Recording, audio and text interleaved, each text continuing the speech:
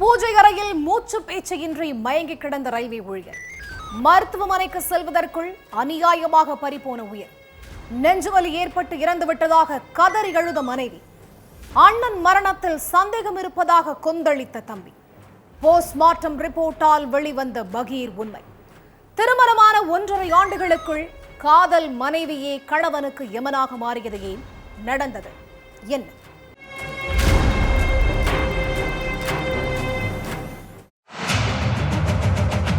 April 4ஆம் தேதி சாயங்காலம் தங்களோட வீட்டுல தாய் புஷ்பாவும் மகன் பியூஸும் பேசிட்டு இருந்திருக்காங்க.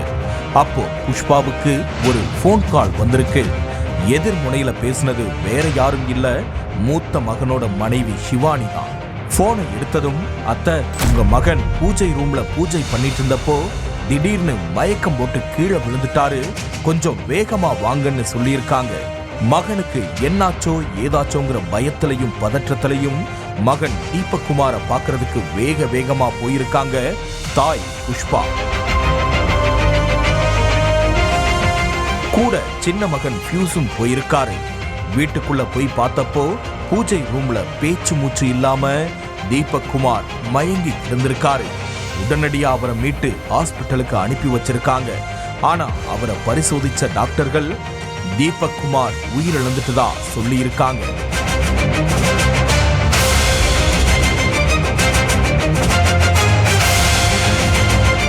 அடுத்து தீபக்கோட அம்மாவும் தம்பியும் சிவானி கிட்ட என்ன நடந்துச்சு, தீபக்கு எப்படி இப்படி ஆச்சுன்னு விசாரிச்சிருக்காங்க.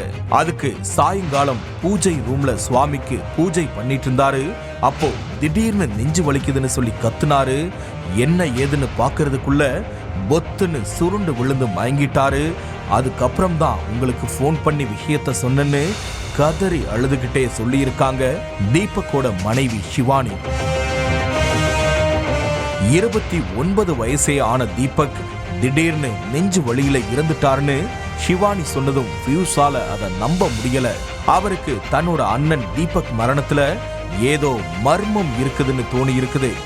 அதனால தீபக் சடலத்தை போஸ்ட்மார்ட்டம் பண்ணணும்னு சொல்லியிருக்காரு.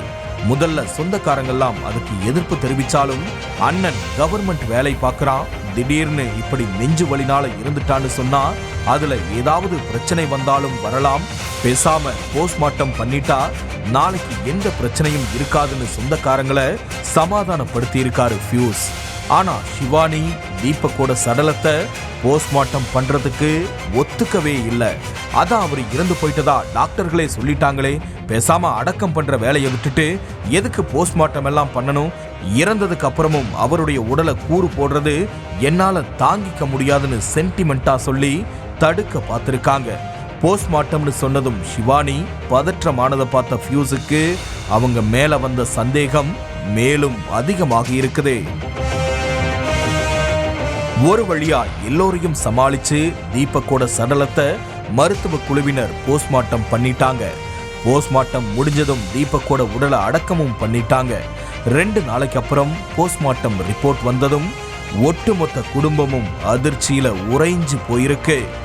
ஏன்னா தீபக் நெஞ்சுவலி ஏற்பட்டு உயிரிழக்கல, யாரோ அவரை கழுத்தை நெரிச்சு கொன்னிருக்காங்கன்னு ரிப்போர்ட்ல குறிப்பிடப்பட்டிருந்துச்சு. ரிப்போர்ட்ல தீபக்கோட மரணம் கொலைன்னு தெரிஞ்சதுமே எல்லோருடைய சந்தேக பார்வையும் தீபக்குடைய மனைவி சிவானி மேலதான் திரும்பி இருக்கு. ஏன்னா கல்யாணமான நாள்ல இருந்தே சிவானி நடந்துகிட்ட விதம் அப்படி. அடிக்கடி கணவர் தீபக் கூட சண்டை போட்டுக்கிட்டே இருந்திருக்காங்க. அது மட்டும் இல்லாம வீட்டுல நடந்த பிரச்சனையில மாமியார் புஷ்பாவை சிவானி அடிச்சு காயப்படுத்தி இருக்காங்க. அதனால தீபக்கோட அம்மாவும் தம்பியும் சேர்ந்து எங்களுக்கு சிவானி மேல சந்தேகம் இருக்கிறதா போலீஸ் கிட்ட சொல்லி இருக்காங்க. அடுத்து போலீஸ் சிவானிய காவல் நிலையத்துக்கு அழைச்சிட்டு போய் விசாரிச்சப்பதான் மொத்த உண்மையும் வெளிச்சத்துக்கு வந்திருக்கு. உத்தரப்பிரதேசம் பிஜ்னோர் பக்கத்துல உள்ள முக்ரான்பூர் கிராமத்தை சேர்ந்த 27 வயசான சிவானியும் ஒருத்தருக்கு ஒருத்தர் காதலிச்சிருக்காங்க. இவங்க காதல இரு வீட்டாரும் ஏத்துக்கிட்டதுக்கு அப்புறம் 2023 ஜூன் 17ஆம் தேதி 2 பேருக்கும் கல்யாணம் நடந்திருக்கு. கல்யாணமாகி 1.5 வருஷமான நிலையில தம்பதிக்கு 6 மாசத்துல ஒரு பெண் குழந்தை இருக்கு. கல்யாணத்தப்போ சிஆர்பிஎஃப்ல வேலை பார்த்துட்டு இருந்த தீபக்கு ரயில்வேல டெக்னீஷியன் வேலை கிடைச்சிருக்கு. சிஆர்பிஎஃப் விட ரயில்வே வேலை தான் பெஸ்ட்னு நினைச்ச தீபக் முதல்ல பார்த்துட்டு இருந்த வேலையை ராஜினாமா பண்ணிட்டு ரயில்வே வேலையில சேர்ந்திருக்காரு. கல்யாணமாகி 1.5 வருஷத்துக்குள்ளேயே சிவானிக்கு வேற ஒருத்தர் கூட பழக்கம் ஏற்பட்டு அது திருமணத்தை மீறிய உறவா மாறியிருக்கு. தன்னோட காதலன் கூட போய் ஒன்னா வாழ முடிவு பண்ண சிவானி முதல்ல நிரந்தர வருமானம் வேணுமேன்னு யோசிச்சிருக்காங்க. காதலனுக்கு சரியான வேலை இல்ல, நமக்கும் வேலை இல்ல, இப்படியே போனா ரொம்ப கஷ்டம்னு நினைச்சிருக்காங்க சிவானி. பேசாம கணவன் தீபக்கோட கதையை முடிச்சிட்டா காதலன் கூட சேர்ந்து வாழ்றதுக்கு இடையூறும் இருக்காது, அவருடைய அரசு வேலையும் நமக்கு கிடைச்சிரும்னு கணக்கு போட்டிருக்காங்க சிவானி. அதனால கணவன் தீபக்கு சிவானி பால்ல தூக்க மாத்திரை கலந்து கொடுத்திருக்காங்க. தூக்க மாத்திரை கலந்த பாலை குடிச்சதும் தீபக் ஆழ்ந்து தூங்கி இருக்காரு. அப்போ தன்னோட பாய் ஃப்ரெண்ட வீட்டுக்கு கூப்பிட்டு 2 பேரும் சேர்ந்து தீபக்கோட கழுத்தை நெரிச்சு துடிக்க துடிக்க கொண்டு இருக்காங்க.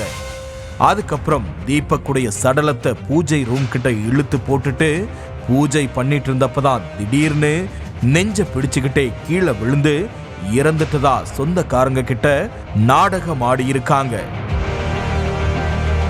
விசாரணையில எல்லா உண்மையும் தெரிஞ்சதுக்கு அப்புறம் அரசு வேலைக்கு ஆசைப்பட்டு கணவனை துடிக்க துடிக்க கொண்ட சிவானியையும் அவருடைய ஆண் நண்பரையும் போலீஸ் அரெஸ்ட் பண்ணி ஜெயில அடைச்சிட்டாங்க. அப்பா உயிரோட இல்லாம போக, அம்மா ஜெயிலுக்கு போக, ஆக மொத்தம் அந்த 6 மாச பச்சை பிள்ளைதான் பெத்தவங்க இல்லாம தவிச்சிட்டு இருக்கு.